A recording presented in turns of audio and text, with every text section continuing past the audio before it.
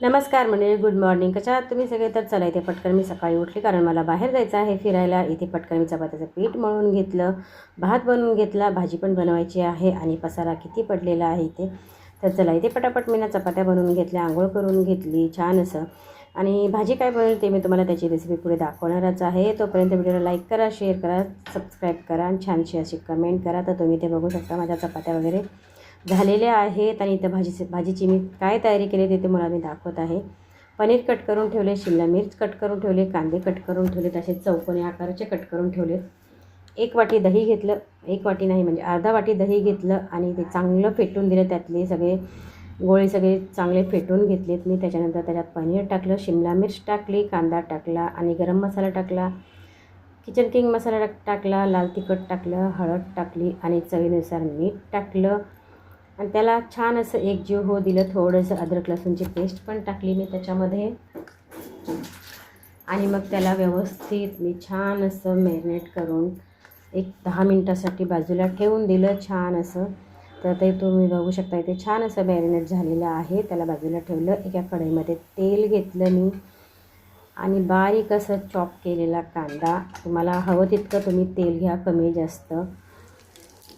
बारीक चिरलेला कांदा मी ते कट करून ठेवला आहे. आधी मी तेलामध्ये जिरे टाकले आणि नंतर मी कांदा टाकून दिला. तेलामध्ये छान असं परतून दिला मस्त, थोडासा ब्राऊन होईपर्यंत. आणि नंतर मी बटर टाकलं. तेलात मी बटर टाकत नाही कारण बटर जळतं आणि मग ते बरोबर लागत नाही, काळं काळं दिसतं. त्याच्यानंतर 2 मिरच्या मी त्याच्यामध्ये टाकून दिलेल्या आहेत छान असं. आणि 2 टमॅटोची प्युरीसुद्धा मी त्याच्यात टाकून दिली. छान असं त्याला कलर येऊ दिला, छान तेलाची तरीसुद्धा येऊ दिली. नंतर अजून थोडे थोडे मसाले मी टाकले त्याच्यामध्ये. हळद टाकलं, गरम मसाला टाकला, किचन किंग मसाला टाकला, मीठ थोडंसं टाकलं आणि तेल सुटेपर्यंत मी त्याला छान असं परतून दिलं. तर तुम्ही ते बघा, तेल किती छान व्यवस्थित कलर पण आलेला आहे आणि तेल पण छान सुटलेलं आहे. आणि बटर टाकल्यामुळं त्याच्यात सुगंध खूपच छान येतो आहे.